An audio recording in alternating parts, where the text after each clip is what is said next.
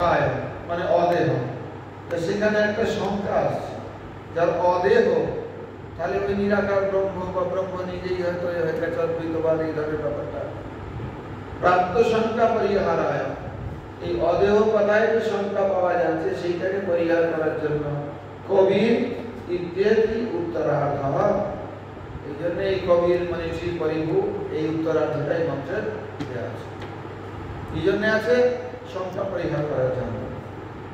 তমিমন মন্ত্র প্রতিত্যাদি পরিহারায় পুরাণ বাক্যেন ব্যাখ্যাতি শুক্রমিতি, এখানে শুক্রম তচ্ছকরাহিত্যাদ অবরণম নিত্যপূর্ণতঃ পাবনত্ব সদা শুদ্ধমকায়ম নিত্যবর্জনা, এইগুলো হচ্ছে শোকের অভাবের যুক্তি। যারাই পরমাত্মাকে জানবেন তারা তাদের শোক থাকবে না, কেন সেটা এখানে দেওয়া আছে। শুক্রম শুক্রম তচ্ছকরাহিত্যাদ অবরণম নিত্যপূর্ণতঃ স্থূল দেহস্য রাহিত্যাদ অস্নাবিরম উদাহৃতম শুক্রম শুচম শোকম ইতি রহতি ত্যজতি ইতি শুক্রম ইত্যর্থঃ। শোক রাহিত্য মানে শোককে ত্যাগ করা, এই জন্য তিনি শুক্রম। নিত্য পূর্ণতঃ ইতি নিত্যত্ব পূর্ণত্বভ্যাম ইত্যর্থ, নিত্য পূর্ণত্ব মানে নিত্যত্ব এবং পূর্ণত্ব দুটোই আছে, দ্বিবচন। সেই কারণে ব্রণ সঞ্চূর্ণনে বিদ্যত স্তোপ ব্রণ কালেনা স্তোকম নিত্যম গুণৈরস্তোকম পূর্ণমিতি। স্তোক মানে ব্রণ খণ্ড অক্ষত, ঠিক আছে। ব্রণ সঞ্চূর্ণনে অব্রণম, এখানে বলছেন এইটাকে ব্যাখ্যা করছেন ভাষ্যটাকে আছে। অব্রণম কেন বলছেন না, ব্রণ সঞ্চূর্ণনে ইত্যত স্তোক ব্রণ কালেন অস্তোকম নিত্যম গুণৈরস্তোকম পূর্ণম। এই যে নিত্য পূর্ণতঃ, কালের দ্বারা তার কোনো খণ্ডন হয় না, সেই জন্য তিনি নিত্য, আর গুণের দ্বারা যে তার খণ্ডন হয় না সেই জন্য তিনি পূর্ণ। পাবনত্বাৎ পাবিত্র হেতুত্বাৎ, তিনি পবিত্র পাবিত্রের কারণ। এইগুলো সব হেতুগর্ভ বিশেষণ, বোঝা গেল? তিনি পবিত্র করেন কথা বললেন না, পাবিত্রের কারণ তিনি, তাকে বিশেষণ হলো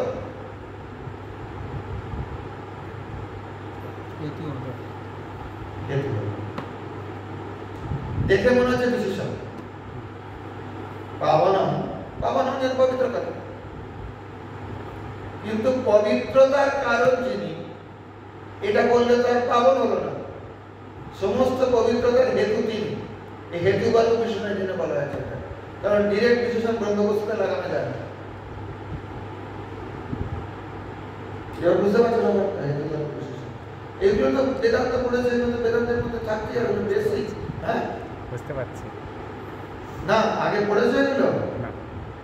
বেদান্ত পড়তে গেলে তো এই শব্দগুলো তো একবারে করে রাখতে হবে, তাহলে তো আগে বোঝা যাবে না। হেতুগত বিশেষণ, ব্রহ্মের বিশেষণ লাগানো যায় না।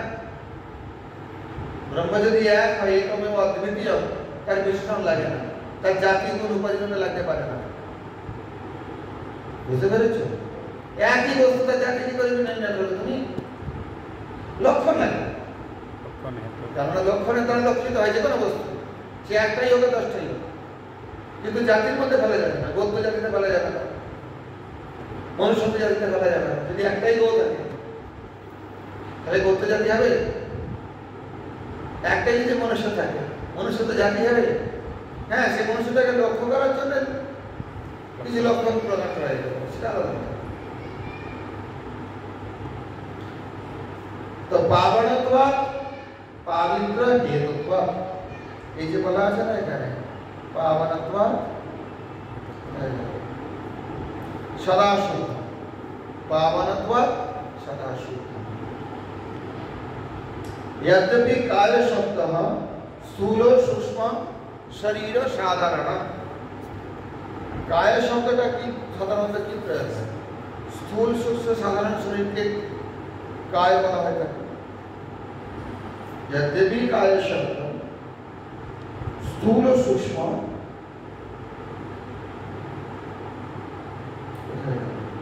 शरीर साधारण तथापि अस्नाविरम इति तारपरो जब शिरा रहित स्नावा शिरा तद्रहितम अस्नाविरम 7 বেজে গেছে নাকি ওই না এটা আসছে अस्नाविरम মানে এখানে স্থূল শরীরাভাবস্য পৃথক আলাদা করে আমরা अस्नाविर বলা হবে মানে স্থূল শরীরের যে অভাব আছে সেটা পৃথকভাবে বলা হবে কেন অকায়ম লিঙ্গ বর্জনাৎ ইত্যুক্তম এখানে আছে অকায়ম লিঙ্গ বর্জনাৎ পাবনত্ব সদা শুদ্ধম অকায়ম লিঙ্গ বর্জনাৎ স্নাবোপলক্ষিত ধাতুময়ম স্নাবিরম স্থূল শরীরম এবাহি প্রসিদ্ধম স্নাবা মানে শিরাকে এখানে উপলক্ষণ করা হয়েছে শিরা ছাড়া অনেক কিছু আছে শরীরে স্থূল শরীরে উপলক্ষণে এখানে স্নাবি বলা হয়েছে অর্থাৎ স্নাব উপলক্ষিত ধাতুময়ম স্নাবিরম স্থূল শরীরম এবাহি প্রসিদ্ধম ধাতু আছে না রক্ত রস মজ্জায় সমস্ত यतो हि ब्रह्मो शुद्धम तस्मात् अपापविद्धम যেখানে ব্রহ্ম শুদ্ধ বলা হয় তার মানে অপাপবিদ্ধ পাপের দ্বারা বিদ্ধ নয় ততশ্চ পাপমূল স্থূল সূক্ষ্ম শরীর বিগ্রহ অপাপবিদ্ধম কেননা পাপের যে মূল পাপটা কোথায় থাকবে স্থূল সূক্ষ্ম শরীরে থাকবে সেটা তার নেই তাই থেকে তিনি বিযুক্ত বিদুর তথা চ দেহ নিমিত্ত শোকাদি শূন্যম আর যখন স্থূল সূক্ষ্মময় শরীর নেই তো দেহের নিমিত্তে যে শোক সেটা তার মধ্যে থাকবে না থাকতে পারে না এবং ভূতঞ্চ জ্ঞানী পর্যাদা এই প্রকারে জ্ঞানী প্রাপ্ত হয়ে থাকেন পরি আঘাত সর্বতভাবে না প্রাপ্ত করেন জ্ঞান সেটা বলছেন জ্ঞান মানে রেখে শারূপাদি লক্ষণাম তদ্গতি গত পরি আঘাত আঘাতটা কি হবে অর্থ বলো দেখি আঘাত গম ধাতুর এটা প্রয়োগ গিয়ে থাকে জ্ঞানী কিভাবে গিয়ে থাকে নেই হবে বলছেন স্বরূপম যেরকম ভগবানের স্বরূপ চতুর্ভুজ স্বরূপ সেরকম নারায়ণ স্বরূপ স্বরূপ প্রাপ্ত হয়ে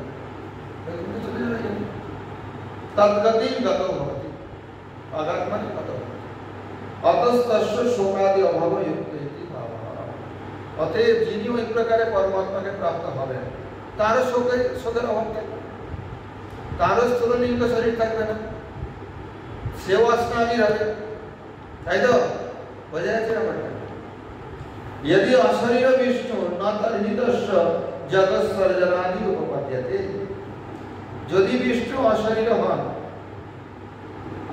স্থূল দেহস্য রাহিত্য अस्नाविरम उदाहरणम् यदि अशरीर विष्णु न तर्हि तस्य जगत् सर्जनादि उपपद्यते যদি বিষ্ণু অশরীর হন তাহলে তার দ্বারা জগৎ সৃষ্টি আদি এটা হতে পারে না না উপপদ্যতে কেন যুক্তি দিচ্ছেন ঘটাদি সৃষ্টাদৌ শরীরান্ময় ব্যতিরেকান বিধান দর্শন একটা ঘট বানাতে গেলে যে কুম্ভকার তার একটা শরীর থাকতে হবে তো অন্ময় ব্যতিরেক জ্ঞান শরীর না থাকলে কুম্ভকার ঘট বানাতে পারবে না শরীর থাকলে কুম্ভকার ওই চক্রদণ্ডের সাহায্যে ঘটটা নিমিত্তকাল হতে পারবে তো যদি বলো ভগবান সৃষ্টিকর তাহলে শরীর নেই এটা কি করে হয় জড় শরীর ঘটটা বানিয়েছে কুমার তার শরীর নেই তা হাত দিয়ে ঘোরালো কি করে এটা হবে কুমার যে ঘট সৃষ্টি করছে শরীর ছাড়া পারবে তাহলে পরমাত্মা জগৎ সৃষ্টি করেছেন অশরীর হয়ে কি করে হয় সেই জন্য যদি অশরীর বিষ্ণু न तर्हि जगत सर्जनादि उपपद्यते তাহলে জগৎ সৃষ্টি আদি হতে পারে না মায়াবাদী বলছে শরীর নেই জগৎ সৃষ্টি হয়নি স্বপ্নে দেখছে তো সৃষ্টি নাকি স্বপ্নে দেখছে বিরাট ভান্ডারা হচ্ছে সবাই খাচ্ছে ভালো মন্দ সেটা কি বাস্তবে তার কোনো স্থূল জগতের কোনো রূপ আছে কি? তাহলে সে চেতনায় দেখছে ভান্ডারা হচ্ছে।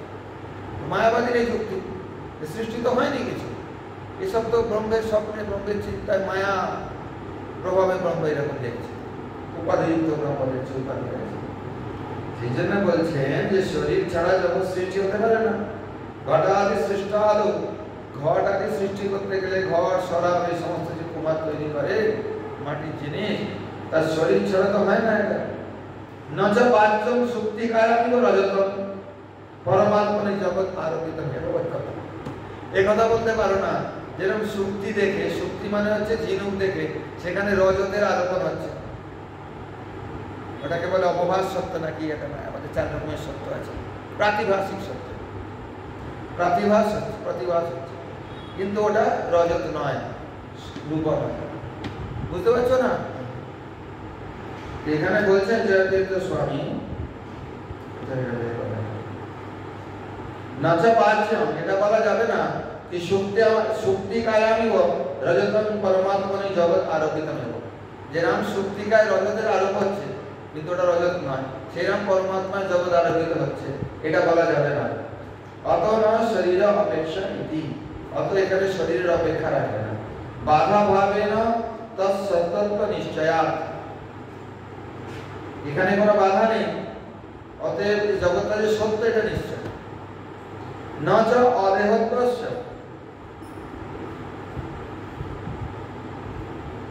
ন চ অদেহত্বস্য জগৎ সৃষ্টাদিশ্চ কালভেদের ব্যবস্থা। বলছেন পরমাত্মা অদেহ, দেহ রহিত, অতএব জগৎ সৃষ্টি স্থিতি প্রলয়ে কাল ভেদে তিনি ব্যবস্থা করছেন, সেটাও হতে পারে না। আরে যার শরীরই নেই, সে জগৎটাকে সৃষ্টি করলো, আবার সেই জগৎটাকে পালন করলো, আবার জগৎটা যে নাশ হবে, তো এটা কি করে হতে পারে? তার তো একটা অস্তিত্ব থাকতে হবে, তবে তো কাল বেঁধে রয়েছে, একসঙ্গে তো নয়।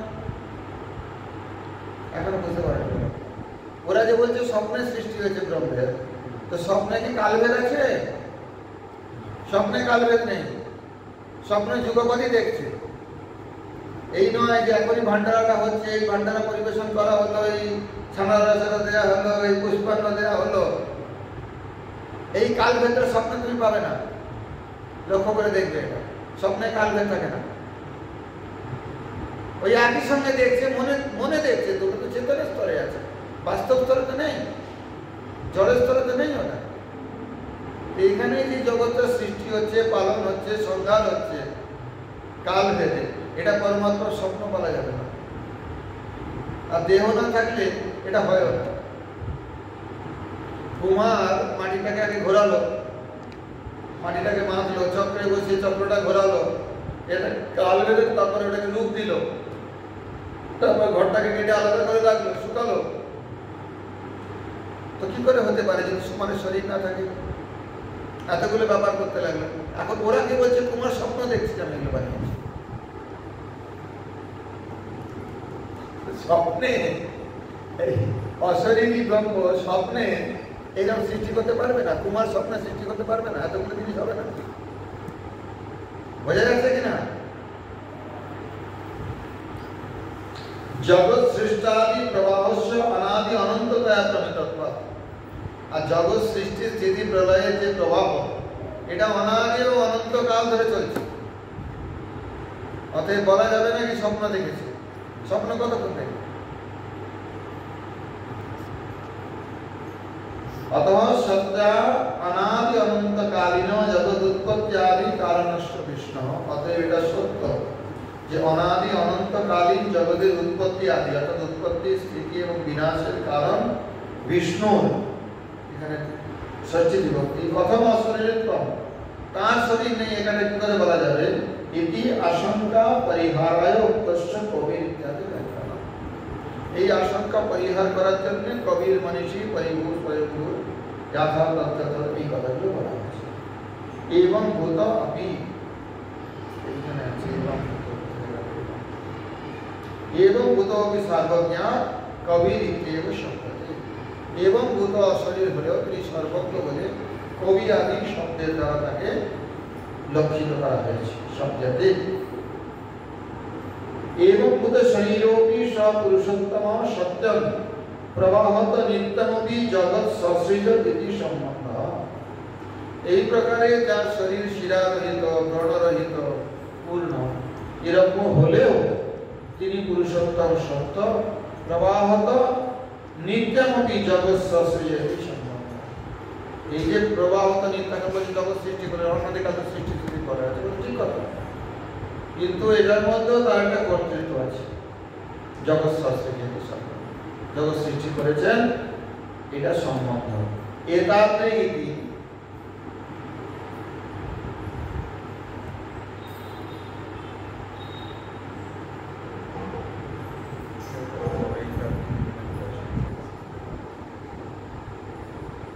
সসত্যম জগৎ এতাতে নিত্যমেব প্রবাহত। সসত্যম জগৎ এতাতে নিত্য নিত্য তিনি করে যাচ্ছেন, সৃষ্টি করছেন, পালন করছেন, আবার যখন প্রলয় তাপ কর্তৃত্ব প্রলয় হয়ে যাচ্ছে। সত্যত্বাদিনা প্রমিতম ইত্যর্থঃ। সত্যত্বাদির দ্বারা এটা প্রমিত, জগৎ যে সত্য এটা প্রমাণ হয়ে গেছে, প্রমিত হয়ে গেছে। সসৃজত ইতি উপলক্ষণ, অর্থাৎ শুধু সৃষ্টি নয়, সৃষ্টি করেছেন, আবার পালন করেছেন, আবার ধ্বংস করেছেন, আবার সৃষ্টি করেছেন, উপলক্ষণ অর্থাৎ পালন এবং ধ্বংসের মধ্যে। প্রবাহত নিত্যত্বেপি পূর্বোত্তরানাম জগতাং বৈচিত্র্যম সম্ভবতি। প্রবাহটা নিত্য হলেও পূর্বে জগৎ যেরকম ছিল, পরে জগতে যেরকম সৃষ্টি হলো, তার মধ্যে বৈচিত্র্য সম্ভব হতে পারে। একরকম হবে এরকম কোনো কথা আছে কি? কলকাতাটা এখন এরকম আছে, সামনের বার যখন সৃষ্টি হবে কলকাতা থাকবে কিনা, বা থাকলেও কি রূপে থাকবে, সেটা কি কথা আছে? বলছে তার নাস্তি কি স্বরূপ কথন। এখানে স্বরূপ কথন বলা হচ্ছে, অনাদি ইতি, এই যে তার নাস্তি, অর্থাৎ এই বৈচিত্র্য, এই যে কথাটা বলছে এখানে, নিয়মে নৈব স্বস্তি যে ভগবান পুরুষোত্তম অনাদি অনন্ত কালেষু প্রবাহিত প্রকারত নিয়মে নৈব স্বস্তি যে ভগবান পুরুষোত্তম। ওই কথাই বলছে অনাদি ইতি নিয়মেন প্রবাহিত প্রকারত ইতি প্রবাহিনম এক প্রকারতম অভিপ্রেতি।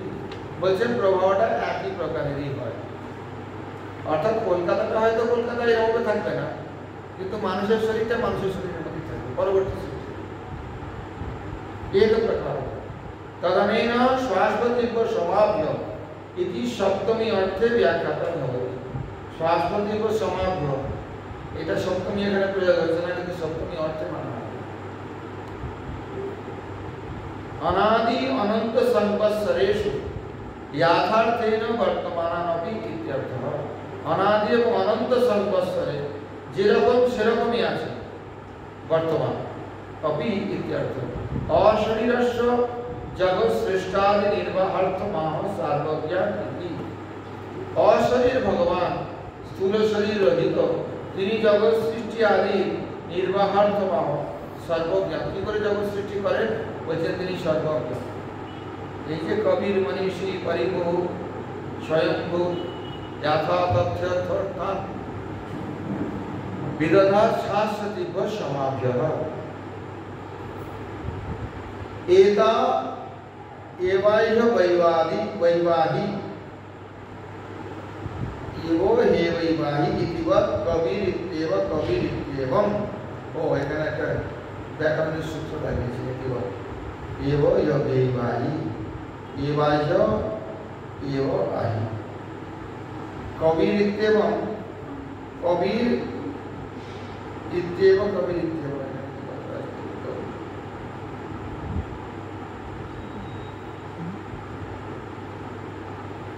কবির ইত্যেব শব্দতে, কবির ইত্যেব শব্দতে, এখানে না বলে মধ্বাচার্য বলছেন ইত্যেবং শব্দতে। পার্থক্যটা কি বলতো? কবির ইত্যেব শব্দতে ব্রহ্ম, আর কবির ইত্যেবং শব্দতে পার্থক্য নেই। কবির ইত্যেব শব্দতে মানে কবি শব্দের দ্বারা তাকে অভিহিত করা হয়, উপাধিত করা হয়, কিন্তু তিনি নিরুপাধিক। যখন কবির ইত্যেবং বলা হলো, দ্বিতীয় বিভক্তি লাগবে, এই কবি শব্দের দ্বারা তাকে বলা হয়। অতএব কবির ইত্যেব আর কবির ইত্যেবং এর মধ্যে বিরাট পার্থক্য হয়ে যাচ্ছে সিদ্ধান্ত। ওই জন্য ইসলাম মহাপাচার্য বলছেন এখানে কবির ইত্যে বলে শব্দটা আছে বরাহ পুরাণে, এখানে কবির ইত্যে এবং শব্দটা বলা ওই অর্থ নেওয়া হবে। তার একটা প্রমাণ দিয়েছেন এবাহ বৈবাহী পরিভবতী সর্বং বশীকরতি, সমস্ত কিছুকে বশীকরণ করে না, সবাই নিজের বশে থাকে। পরিভূ সর্বতো বরাহ, সকলকে নিজের বশে রাখেন বলে তাকে পরিভূ বলা আছে, সবার থেকে শ্রেষ্ঠ। স্বয়মেব পরম অনপেক্ষ ভবতি ইতি স্বয়ম্ভূ, তিনি স্বয়ংই পরের দ্বারা কারো অপেক্ষা রাখেন না, আর কারোর অপেক্ষা রাখেন না, যিনি স্বয়ম্ভূ। সদা অনন্যাশ্রয়, সদা অনন্যাশ্রয়, অন্য কারোর আশ্রয় নেই, অনন্যাশ্রয়। অনন্যাশ্রয় একটা দোষ। ব্রহ্ম যদি আরেকজনের আশ্রয় থাকে, আর কিছুর উপর নির্ভর করে, তাহলে তার ব্রহ্মত্ব থাকবে? ব্রহ্মত্ব লক্ষণ থাকবে? সেই জন্য ব্রহ্ম হচ্ছে অনন্যাশ্রয় স্বয়ম্ভূ। চ শব্দ বিশেষণ সমুচ্চয়ার্থ, এখানে চ শব্দটা যে আছে সদানন্যাশ্রয় স্বয়ম্ভূ, এই চ চ স্বয়ম্ভূ পরিকীর্তিত বলছে, অন্যান্য বিশেষণের সমুচ্চয় অর্থে চ শব্দটা প্রয়োগ হয়েছে, অনেক বিশেষণ আছে। ননু শরীরাধীনত্ব সর্জনাদি কথন সর্বজ্ঞানীনা ভবত, শরীরের অধীনে যদি সৃষ্টি হয় তাহলে সার্বজ্ঞতা কোথায়? এখন বুঝতে পারছে না কথাটা পুরো করা, এই তো সজ্ঞানে নেই। আর এই শরীরের দ্বারা যদি ভগবান শরীরই হয়ে যদি সৃষ্টি করেন, কুমার ঘট বানাচ্ছে, ঠিক আছে, কিন্তু ঘটটা কিরকম হবে বানানোর আগে কুমারও জানতে পারছে না। কেন জানতে পারছে না? আরে মাটিটাকে কিভাবে মেখে, কিভাবে চক্রটাকে ঘুরিয়ে, কিভাবে হাত দিয়ে সে যে ঠিক ঠিক ঘট তৈরি করতে পারবে এরকম কথা আছে কি? আবার ও বানাতে পারবে?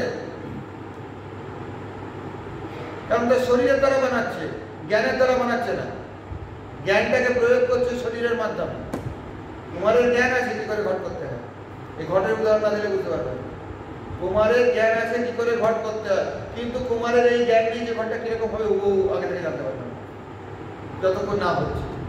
ফেটেও যেতে পারে ঘটটা পোড়ানোর সময়, হয় ফেটে যায়, কেননা কুমার সর্বজ্ঞ নয়।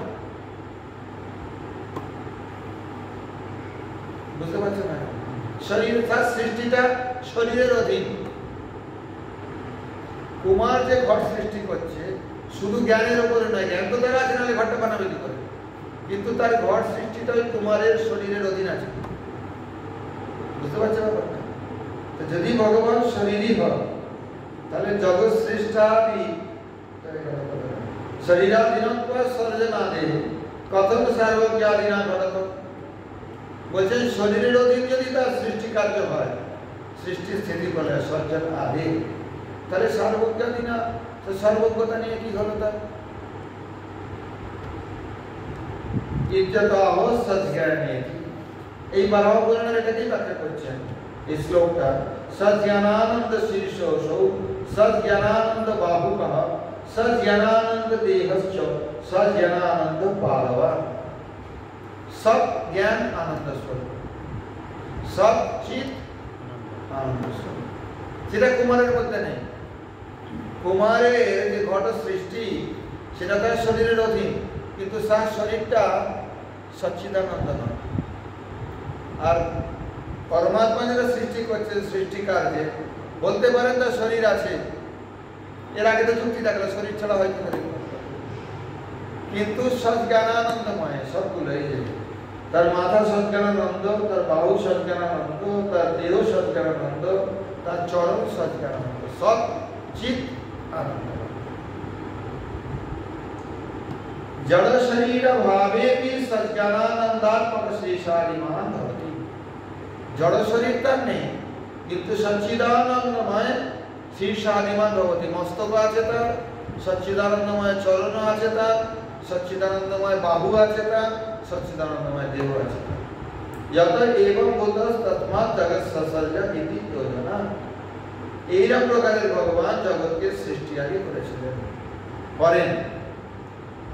এখানে পূর্ব, এখানে কি বলে ভূতকাল ব্যবহার, সৎসর্জ সৃষ্টি করেছিলেন। সজ্ঞানাৎ আত্মক বিগ্রহ ভক্তম অন্যেষাম অবিদ্যমানম তস্যব পাদয়িতুম সর্বজ্ঞাদি মহাত্ম মুক্তমিতি। আর এই যে সজ্ঞানানন্দাত্মক বিগ্রহ ভক্তম অন্যেষাম অবিদ্যমানম, কুমারের মধ্যে তো সচ্চিদানন্দ বিগ্রহ নেই, তাই তো? কুমারের মধ্যে কিছুটা জ্ঞান আছে কি করে ঘটটা তৈরি করতে হয়, কিন্তু সেই ঘটের সৃষ্টিটা বা ঘটের বিনাশটা বা ঘটের রক্ষণটা তার শরীরের অধীন, এবং সেই শরীরটা সচ্চিদানন্দময় নয়।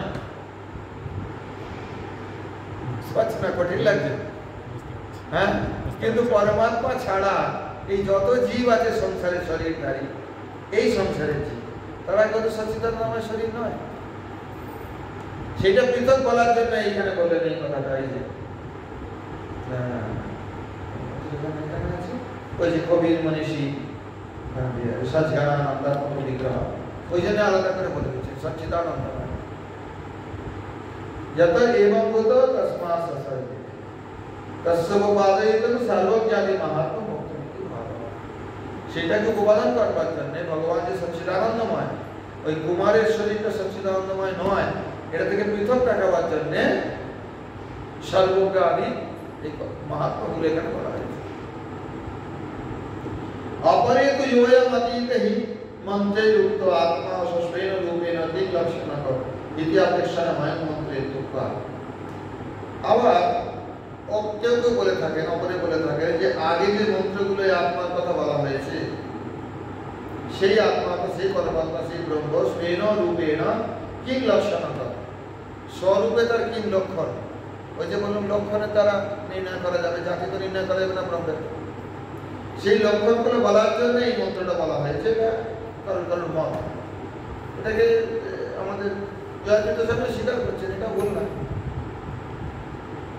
সব পরজগা শুক্রম অকাম অপ্রণম অস্মাবিরম শুদ্ধম অপাপ বিদ্ধম কবির মনীষী পরিভূ স্বয়ং ভূর যথার্থ অর্থান বেদনা ছাত্রচিভ্য সমাভ্য। সব পরজগা ইত্যেতদপি আত্মবিষয়ের ব্যাপকপদে, এখানেও আত্মবিষয়ের কথাই বলা হচ্ছে। সব আত্মা পরজগা ব্যাপ্ত অভূত ইতি তত্ত্বস্বৎ শুক্রম ইত্যাদি দ্বিতীয়ান্তস্ব অন্বয় ভাব প্রসঙ্গাৎ।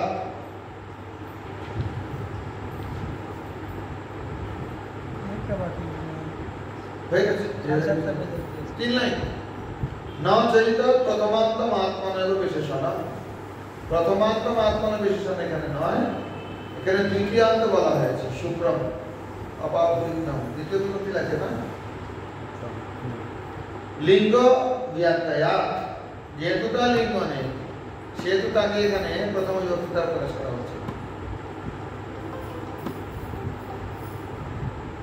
বিপরিণাম স্তগতিকা গতি, বিপরিণামস্তু আগতিকা গতি। বিপরিণাম যেটা বলা হয় যেটা অগতির গতি। স্বয়মেব সর্বং ভবতি ইতি স্বয়ং পরিতি, তিনি নিজেই সবকিছু হয়ে থাকেন। ব্রহ্ম ইচ্ছা করলেন আমি সৃষ্টি করিব, তিনি হইলেন এই জগৎ।